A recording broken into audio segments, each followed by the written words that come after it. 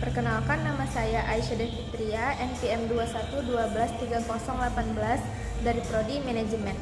Di sini saya akan menjelaskan PPT mengenai analisis rasio laporan keuangan PT Air Asia Indonesia Tbk pada tahun 2021 dan 2022. Di sini saya membuat video ini bertujuan untuk memenuhi mata kuliah manajemen keuangan dari Ibu Nola. Oke. Baik, di slide selanjutnya itu ada tentang profil perusahaannya. PT Indonesia Air Asia ini dioperasikan sebagai Indonesia Air Asia adalah sebuah maskapai penerbangan bertarif rendah yang berbasis di Jakarta, Indonesia. Maskapai ini mengoperasikan penerbangan domestik dan internasional terjadwal bersama anak perusahaan kapital A berhad lainnya dari negara masing-masing. Basis utamanya terletak di Bandar Udara Internasional Kuala Namu, Medan, dan yang kedua ada di Bandar Udara Internasional Soekarno-Hatta di Jakarta. Baik teman-teman, bisa kita lihat di slide analisis laporan keuangan ini. Yang pertama ini ada aset dan yang di sampingnya itu ada liabilitas.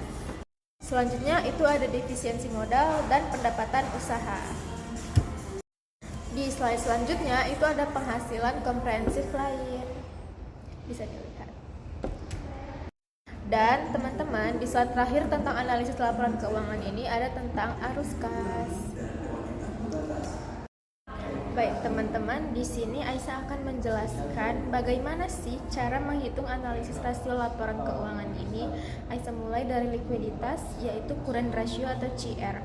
Itu rumusnya aktiva lancar dibagi dengan utang lancar, yang dimana angka pada tahun 2022 itu 204.770.448.220 rupiah itu dibagi dengan 7.085.285.972.492 rupiah, yang kemudian hasilnya 0,0289008019, yang kemudian angka tersebut dikali dengan 100 yang hasilnya 2,89%. Kemudian pada tahun 2021 yaitu angkanya 165.547.101.103 rupiah, yang kemudian dibagi dengan 6.434.213.455 rupiah, yang hasilnya 0,0250763.051, dan kemudian angka tersebut dikalikan dengan 100 yang hasilnya 2,50%. Dari keterangan tersebut dapat disimpulkan bahwa keterangan rasio likuiditas tahun 2022 sebesar 2,89% itu meningkat dari tahun 2021 yang hanya 2,50%. Peningkatan current ratio ini menunjukkan perbaikan kemampuan perusahaan dalam memenuhi kewajiban jangka pendek.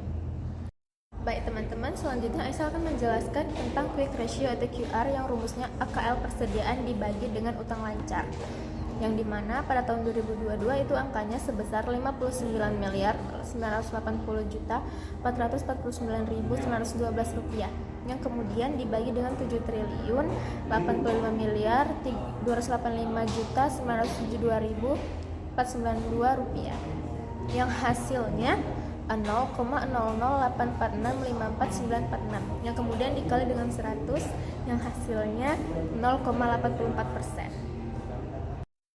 Selanjutnya pada tahun 2021 itu ada angka sebesar 58.309.538.161 rupiah, yang kemudian dibagi dengan 7.085.285.972.492 rupiah, yang kemudian hasilnya 0,00822966662, yang kemudian dikali dengan 100 yang hasilnya 0,82%.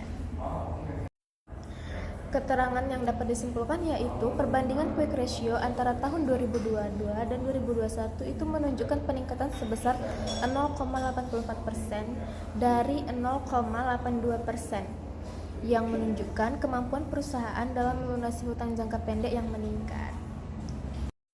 Selanjutnya, tahap yang kedua itu ada tentang solvabilitas. Aisyah mulai dari debt to total asset ratio, yang rumusnya total utang dibagi total aktiva, yang dimana pada tahun 2022 itu angkanya sebesar 10 triliun 690 miliar 576 juta 714.942 rupiah, yang kemudian dibagi dengan 4 triliun 983 miliar 897 juta 645.927 rupiah, yang hasilnya 2,145023328, yang kemudian angka tersebut dikali dengan 100 yang hasilnya 214,5%.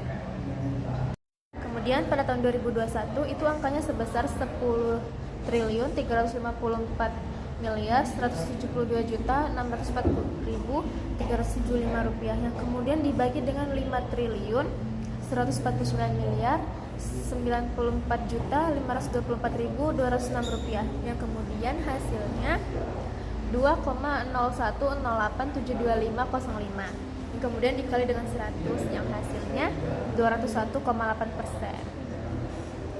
Kesimpulannya yaitu dengan rasio utang terhadap total aset yang meningkat dari 201,8% menjadi 214,5%, perusahaan berhasil mengurangi ketergantungan pada utang dan meningkatkan kemampuan keuangan.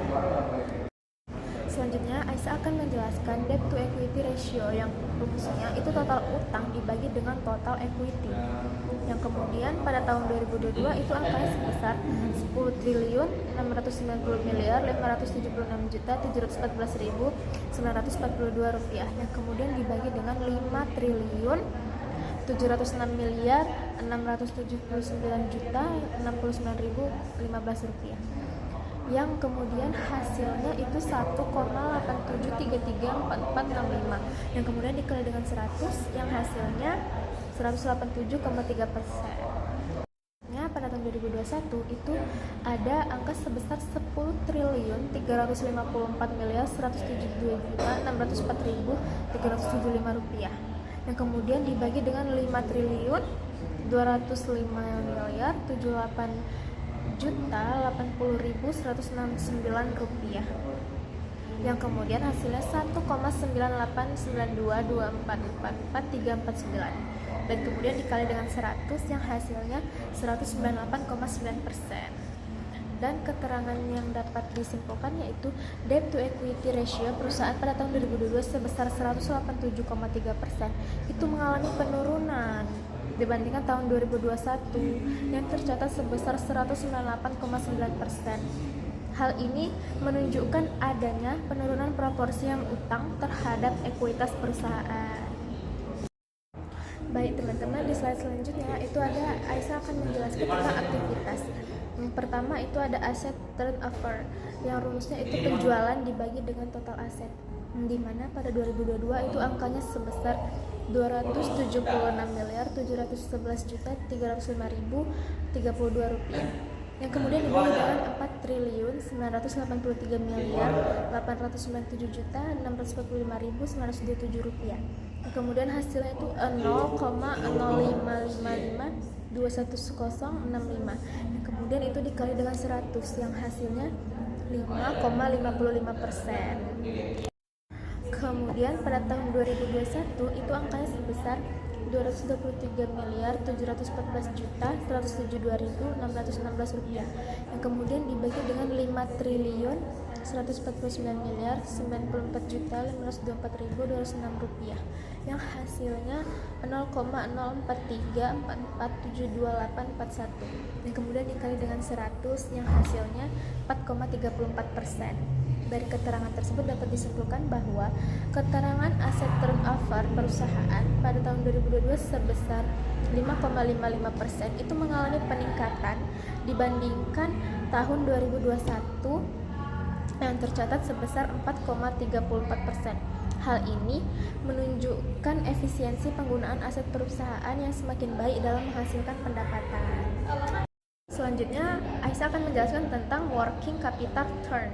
Itu rumusnya penjualan dibagi dengan modal kerja, yang dimana pada tahun 2022 itu angkanya sebesar 276.711.305.032 rupiah, yang kemudian dibagi dengan 5.706.679.069.015 rupiah, yang hasilnya 0,04848905252, yang kemudian hasil tersebut dikalikan dengan 100, yang hasilnya 4,84%.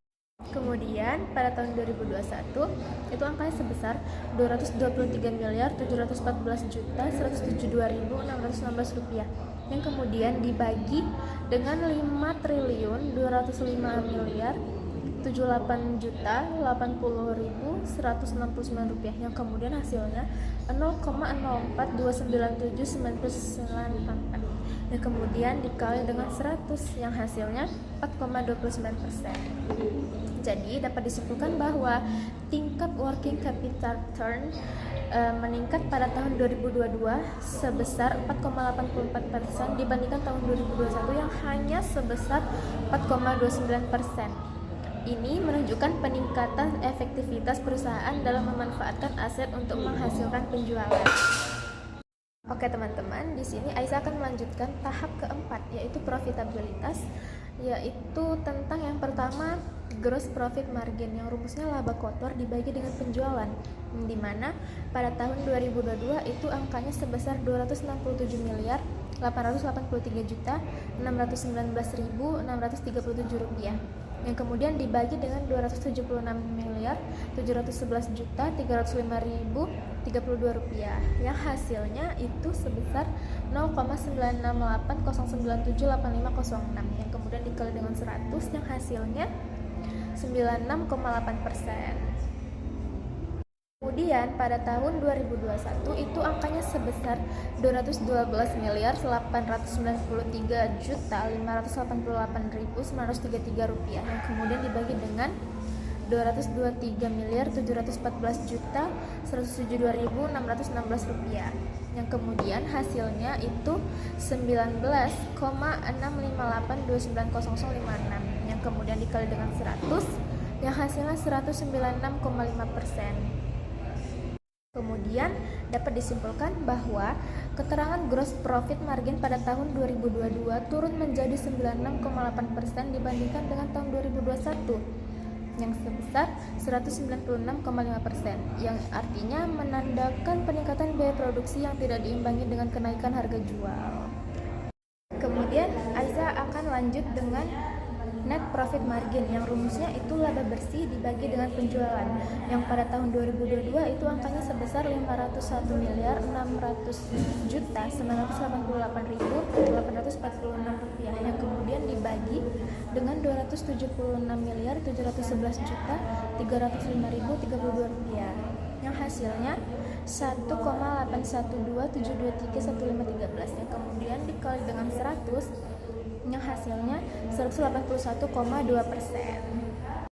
Kemudian pada tahun 2021 itu ada angka sebesar 749.678.219.705 rupiah, yang kemudian dibagi dengan 224.714.172.616 rupiah, yang kemudian hasilnya itu 3,3510537618, yang kemudian dikali dengan 100, yang hasilnya 335,1%. Dari dua tahun tersebut dapat disimpulkan bahwa pada tahun 2022 net profit margin turun menjadi 181,2% dibandingkan tahun sebelumnya yang mencapai 335,1%. Ini menandakan penurunan kemampuan perusahaan dalam menghasilkan laba bersih dari pendapatan. Oke teman-teman, di slide selanjutnya itu ada tentang rasio pasar. Yang pertama Aisyah akan menjelaskan dari price earning ratio, yang rumusnya itu harga pasar per lembar dibagi earning per lembar, yang dimana pada tahun 2022 itu angkanya sebesar 2.671.281.110.250 rupiah, yang kemudian dibagi dengan 6.403.096, yang kemudian hasilnya 1.331.377,51, yang kemudian angka tersebut dikalikan dengan 100 yang hasilnya 133%.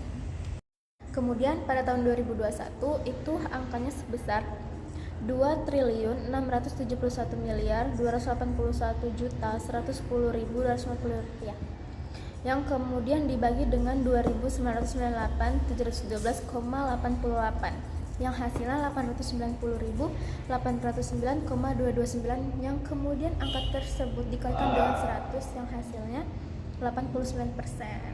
Dari keterangan tersebut dapat disimpulkan bahwa price to earning ratio perusahaan pada tahun 2022 sebesar 133%, meningkat dibandingkan tahun 2021 yang tercatat sebesar 89%. Hal ini mencerminkan peningkatan kepercayaan investor terhadap prospek laba perusahaan. Selanjutnya, Aisyah akan menjelaskan tentang dividen yield.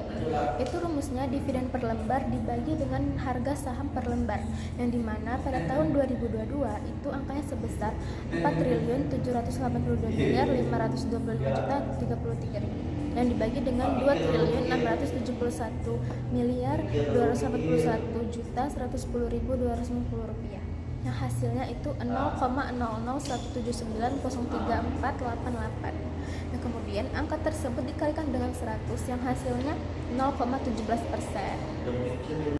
Kemudian pada tahun 2021 itu tercatat angka sebesar 4.896.192.000, yang kemudian dibagi dengan 2.671.281.110.250 rupiah, yang kemudian hasilnya 0,001832.9003, yang kemudian dikalikan dengan 100 yang hasilnya itu 0,18%. Keterangan yang dapat saya simpulkan yaitu walaupun PE ratio tahun 2022 menurun 1% dibandingkan di tahun 2021, itu angka tersebut masih lebih tinggi dibandingkan rata-rata industri yang menunjukkan perusahaan tetap dianggap menarik bagi investor.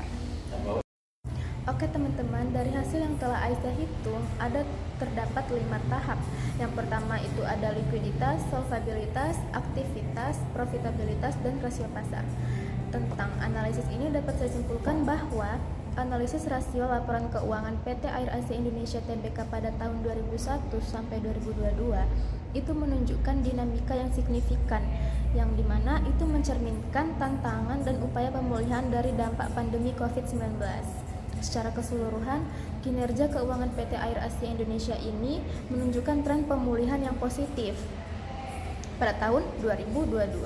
Namun, perusahaan masih menghadapi tantangan dalam mengelola beban utang dan meningkatkan profitabilitas bersih. Diperlukan langkah strategis yang berkelanjutan untuk memperkuat posisi keuangan dan operasional di masa yang akan mendatang. Oke. Sekian presentasi mata kuliah manajemen keuangan ini sudah selesai. Apabila saya ada kesalahan dalam kata, dalam pengucapan angka maupun kata, itu mohon dimaafkan karena manusia tidak luput dari kesalahan. Sekian, terima kasih. Assalamualaikum warahmatullahi wabarakatuh. Selamat siang.